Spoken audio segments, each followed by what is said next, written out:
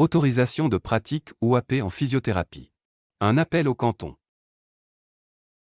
Avant la révision de la loi fédérale sur les professions de la santé et de la loi sur l'assurance maladie, on distinguait les trois groupes suivants pour la facturation par la caisse maladie. Les thérapeutes en formation. Les thérapeutes salariés avec diplôme et les thérapeutes indépendants ou dirigeants. Les thérapeutes en formation doivent être étroitement surveillés en fonction de leur niveau de formation. Ils ne sont pas autorisés à traiter des patients de manière indépendante avant d'avoir obtenu leur diplôme. Une facturation par la caisse d'assurance maladie n'est possible que si le traitement est effectué sous étroite surveillance. Une AP n'est pas nécessaire pour cela. Les thérapeutes diplômés employés, reconnus par la CRS et travaillant sous la direction d'un thérapeute principal, n'avaient pas besoin d'une autorisation de pratique. Leurs prestations pouvaient être facturées par la caisse maladie. Un suivi professionnel régulier, comme par exemple des contrôles et des entretiens hebdomadaires, suffisait. Dans ce contexte, il était possible de traiter les patients de manière autonome, sans devoir les surveiller. L'article 3 de la loi fédérale sur les professions de la santé, selon lequel les physiothérapeutes diplômés sont habilités à fournir des prestations de haute qualité sous leur propre responsabilité, en est la base. Physiothérapeute indépendant ou responsable. Une autorisation de pratique cantonale était nécessaire pour exercer une activité indépendante ou une fonction de direction. Outre le diplôme, une expérience professionnelle de 2 ans en Suisse ou supervision devait être attestée. La révision de la loi fédérale sur les professions de la santé et de la loi sur l'assurance maladie n'a pas modifié la volonté du législateur, mais son interprétation par l'Office fédéral de la santé publique.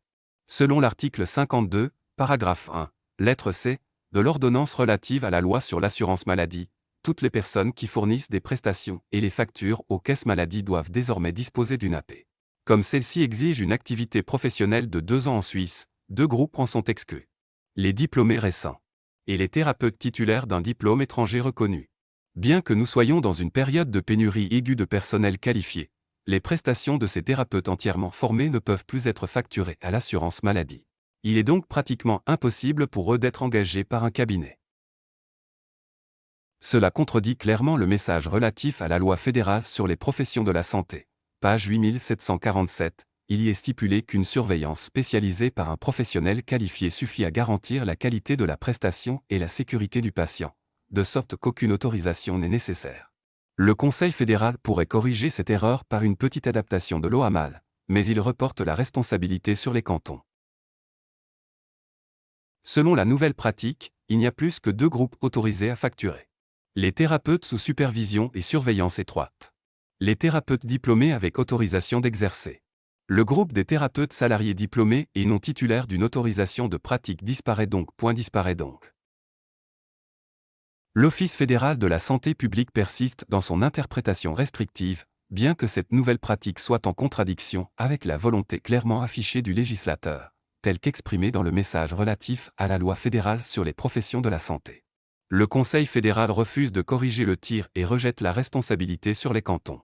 De leur côté, les cantons font réaliser des expertises qui se réfèrent uniquement à des compétences cantonales, sans remettre en question la base légale fédérale.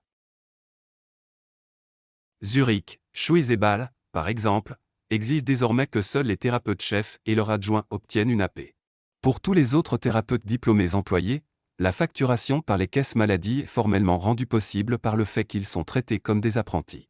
Conséquence, même les thérapeutes entièrement formés sont soumis à une obligation de surveillance stricte et ne peuvent plus traiter les patients sans la présence directe ou la possibilité de joindre le thérapeute responsable. Les cantons contournent ainsi l'interprétation contraire à la loi de l'OFSP, ce qui est en principe à saluer, mais l'assimilation de thérapeutes diplômés à des personnes en formation reste matériellement absurde. Contradiction avec la compétence professionnelle. Les physiothérapeutes diplômés ont la capacité avérée de fournir des prestations de haute qualité sous leur propre responsabilité. Il n'y a aucune raison de leur dénier cette compétence. La mise sur un pied d'égalité avec les personnes en formation est contraire à la loi fédérale sur les professions de la santé et entraîne une bureaucratie inutile. Jusqu'à la révision, la facturation des prestations des diplômés employés n'a jamais été remise en question. Impasse juridique. Un contrôle de droit fédéral est de fait impossible. Les ordonnances du Conseil fédéral ne peuvent pas être directement contestées.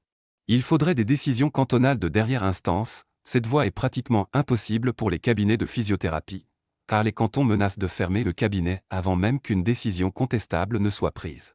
Le risque de fermeture d'un cabinet est insupportable pour les entrepreneurs, raison pour laquelle une clarification par la plus haute instance judiciaire reste bloquée.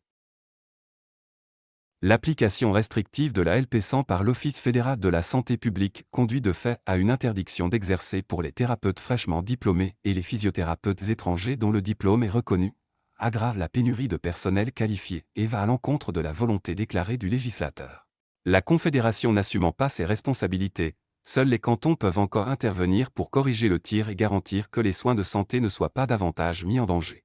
Nous appelons donc les cantons à apporter les corrections nécessaires. Nous appelons les cantons à remédier à l'insécurité juridique et à agir dans le sens de la sécurité des soins. Limiter l'obligation d'autorisation de pratique aux physiothérapeutes responsables et suppléants. Autoriser les thérapeutes salariés disposant d'un diplôme reconnu à facturer sous la responsabilité d'un thérapeute principal, même s'ils ne disposent pas d'une AP et d'une expérience préalable de 2 ans. Renoncer à des obligations de surveillance et de supervision excessives pour les thérapeutes diplômés. Accepter les reconnaissances partielles par la CRS sous supervision pour la facturation. Il est temps que les cantons assument leurs responsabilités et ne s'arrêtent pas à mi-chemin.